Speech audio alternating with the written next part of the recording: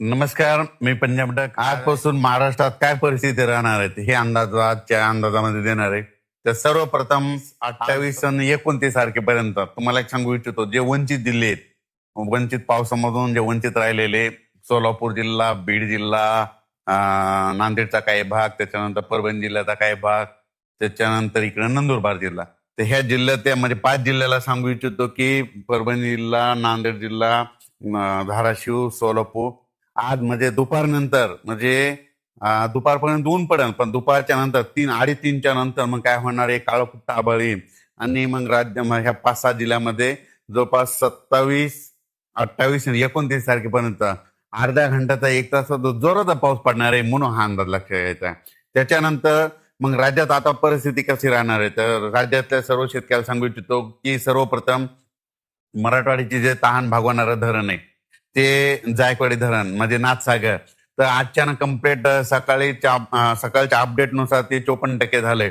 तर मराठवाड्यातले जे तहान भागवणारे जायकवाडी धरण आहे उद्यापर्यंत ते 62% जाईल, कारण की आज 60,000 क्युसेसनं पाणी चालू आहे. तर 62,000पर्यंत जाणार आहे, म्हणून हा अंदाज सर्व शेतकऱ्यांनी लक्षात घ्यायचा. त्याच्यानंतर परत एक तुम्हाला शेतकऱ्यासाठी आनंदाची बातमी, कारण की बंगालच्या खाडीमध्ये एक कमी दाबाचा पट्टा तयार होत असल्यामुळं 29 तारखेला ते काय होणार आहे की इकडं नागपूरकडे येणार आहे. 29, 30, 31 आणि 1 तारखेच्या दरम्यान मग नागपूर, चंद्रपूर, वर्धा, भंडारा, गोंदिया, यवतमाळ, अमरावती, वाशिम, हिंगोली, अकोला, बुलढाणा, शेगाव, खामगाव, मेकर, जळगाव जामोद, जळगाव, नांदुरा, जळगाव, धुळे, नंदुरबार आणि त्याच्यानंतर त्र्यंबकेश्वरकडे आणि इकडे गुजरातकडे जाणार आहे. म्हणजे 30, 31 आणि 1 तारखेच्या दरम्यान ह्या पट्ट्यामध्ये जवळपास 10, 15, 16 जिल्ह्यामध्ये मात्र मुसळधार पाऊस पडणार आहे, म्हणून हा अंदाज लक्षात घ्यायचा. परत सांगतो मुसळधार पाऊस कसा पडणार आहे. नाशिक जिल्हा, नंदुरबार जिल्हा, धुळे जिल्हा, जळगाव जिल्हा, संभाजीनगरचा उत्तरेकडील भाग, संभाजीनगर, त्याच्यानंतर जालना जिल्ह्याचा राजूर गणपतीच्या तिकडून जळगाव पर्यंत म्हणजे जळगाव जिल्हा, जळगाव पर्यंत, त्याच्यानंतर इकडं बुलढाणा जिल्हा पूर्ण, अकोला जिल्हा पूर्ण, अमरावती जिल्हा पूर्ण, त्याच्यानंतर इकडं नंदुरबार, आपलं नागपूर, भंडारा, गोंदिया, चंद्रपूर, यवतमाळ आणि वाशिम ह्या पट्ट्यामध्ये काय होणार आहे, मुसळधार पाऊस पडणार आहे. कारण की जे चक्रीवादळ मध्य प्रदेश आणि महाराष्ट्राच्या बांधीनं हे कमी दाबाचा पट्टा असा जाणार आहे आणि गुजरातमध्ये जाऊन मात्र धुमाकूळ घालणार आहे, म्हणून गुजरातच्या शेतकऱ्यांनी हे अंदाज लक्षात घ्यायचा. मध्य प्रदेशच्या बुरहानपूर खंडवा शेतकऱ्यांनी अंदाज लक्षात घ्यायचा.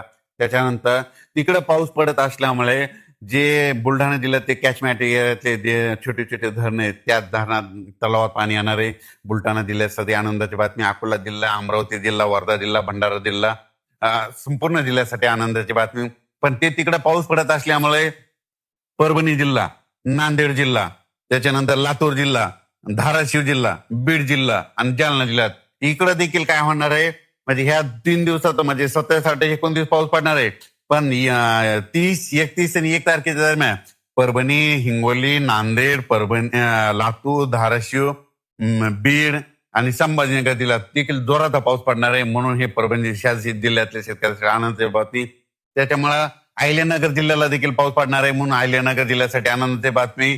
त्याच्यानंतर इकडं पश्चिम महाराष्ट्रामध्ये सोलापूर, सांगली, सातारा, कोल्हापूर तिकडे सरी मात्र त्या चालूच राहते आणि कोकणपट्टी घाटमध्ये आता पाऊस चालू राहील. पुण्याला देखील चालूच पाऊस राहील.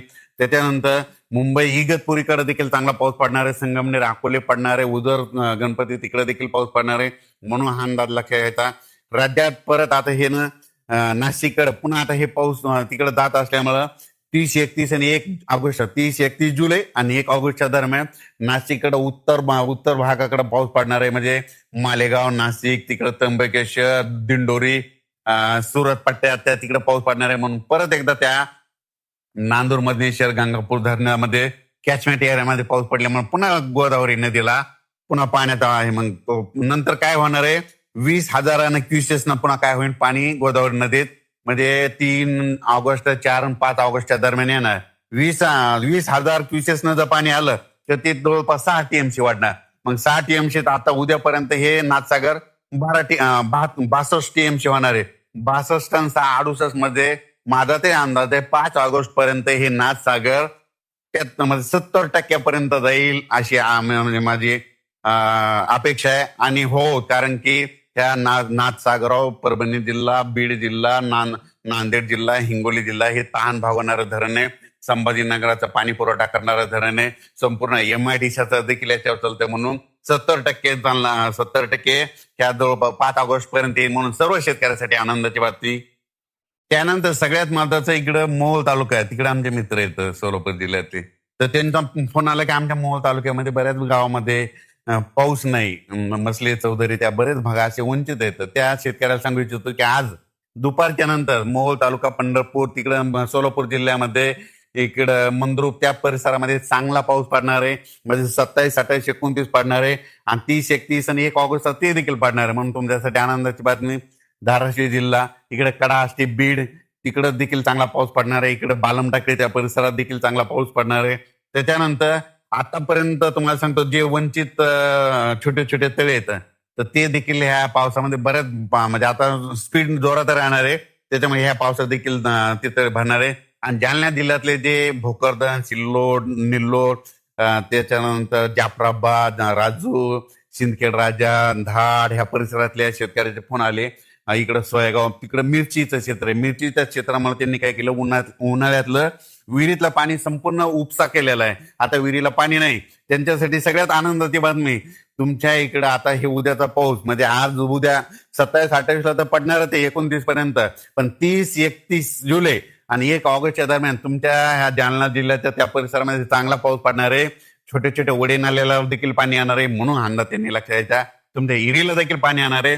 पण तुम्हाला सांगतो काही चिंता करू नका, कारण की ऑगस्टमध्ये 15 ऑगस्टच्या 30 ऑगस्टच्या दरम्यान परत एक असं मोठे चक्रीवादळ येणार आहे आणि ते मात्र इकडून तेलंगणातून इकडे उत्तर महाराष्ट्राकडे जाईल. त्यावेळेस मात्र सगळ्या महाराष्ट्रात चांगला पाऊस पडणार आहे आणि सप्टेंबर, ऑक्टोबर मध्ये मात्र परतीचा पाऊस धुमाकूळ घालणार आहे.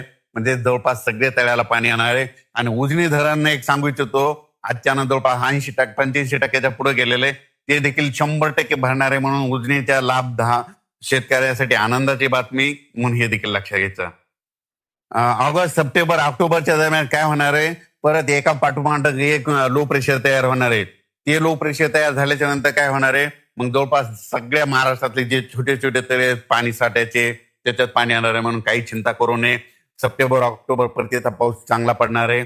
आणि नोव्हेंबरमध्ये 1, 2, 3 नोव्हेंबरला एकदा पाऊस येईल आणि 13 नोव्हेंबरला थंडी येणार आहे. म्हणून अंदाज लक्षायचा. अचानक वातावरण बदल झाला तर उद्या एक लगेच मेसेज दिला जाईल. पण आज देखील आज देखील 27 जुलै, 28 जुलै आणि 29 जुलैच्या दरम्यान दुपारपर्यंत ऊन पडेल आणि दुपारच्या नंतर जोराचा पाऊस पडणार आहे. म्हणून अंदाज लक्षात घ्यायचा. धन्यवाद.